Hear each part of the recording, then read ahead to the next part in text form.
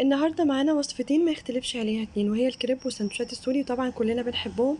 لكن طبعا مع غلاء الاسعار اكترنا ما عادش بيقدر يجيبها من بره. لكن عايزه اقول لكم ان احنا باقل من التكلفه هنعملها في البيت، واحسن كمان، وهتكون انضف، وكمان بحشوات مختلفه. طبعا هنبتدي بالكريب بتاعنا، وانا سايبه لكم المقادير بتاعته كالعاده في صندوق الوصف، ما تنسوش. هنحط المواد السائلة، تقدروا تحطوها في الخلاط أو بالمضرب أو بالهاند بلندر زي ما تحبوا، وهنخلطها مع بعض. وبعد كده نحط 4 كوبايات دقيق، ويكون عندنا الخليط طبعا يكون متوسط، لا خفيف ولا تقيل. وبعد كده هنحطه في التلاجة من ساعة لساعتين.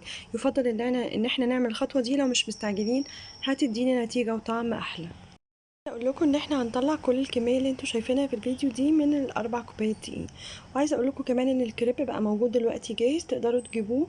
يعني الكيس بيكون فيه حوالي 5 وحدات، بيعملوا 30 جنيه. يعني لو حسبتوها هتلاقوها نفس التكلفه. طبعا لو انتوا عايزين توفروا اكتر تقدروا تعملوه زي ما احنا عملناه في الفيديو. طبعا الحشوات زي ما تحبوا. وانا هنا حشيت بكذا حشوه، سواء فراخ. طبعا انا عملتها كلها فراخ، لان طبعا عندي ولادي بيحبوا الفراخ اكتر. عملت هنا صدور فراخ كنت مقطعاها ومتبلاها، وشوحتها طبعا شاورما، وحطيت عليها طماطم وفلفل وبصل. وبعد كده هعمل كمان بطاطس. عايزه اقول لكم ان من التركات الحلوه قوي البطاطس الصيف، ان احنا نديها صدمه في ميه سخنه تكون بتغلي.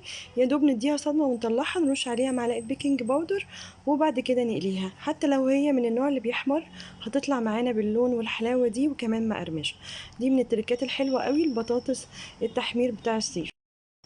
هنبتدي نحشي الكريب بتاعنا او السندوتشات بتاعتنا. وعايزه اقول لكم طبعا الحشوات دي حسب الرغبه. وهنا انا كنت لفيت الكريب بتاعي، وهبدا اسخن الجريل بتاعي او الطاسه، واحط فيها الكريب بتاعي. عايزين تلفوه بالطريقه دي او تلفوه على بلانشيتا الاول، وبعد كده تحطوه في الجريل بتاعكم، مفيش مشكله. وكمان عملنا منه حلو بالموز والنوتيلا والخوخ والنوتيلا، اي فاكهه موجوده عندكم، وقطعناه زي ما انتم شايفينه كده، بيبقى طعمه حلو جدا.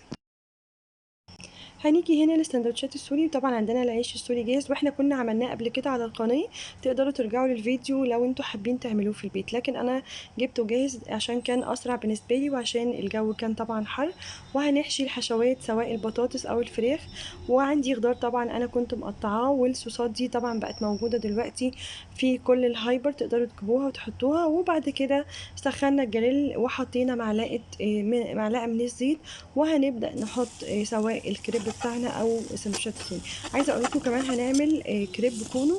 هو سهل جدا، شايفين قد ايه هو حلو، وزي بتاع بره كمان واحلى. بعد ما نسويه خالص، هنحط رشه من الجبنه على القلايه بتاعتنا، وهنقلب عليها الكريبايه بتاعتنا. طبعا انا كنت مستعجله قبل ما الكهرباء تقطع، وما قدرتش اصور لكم الا بعد ما خلصت. طبعا لو وصلتوا معايا في الفيديو لحد هنا، ما تنسوش تدعموني باشتراك في القناه ولايك وشير، عشان احنا بنكبر بيكم وليكم. شكرا لحضراتكم.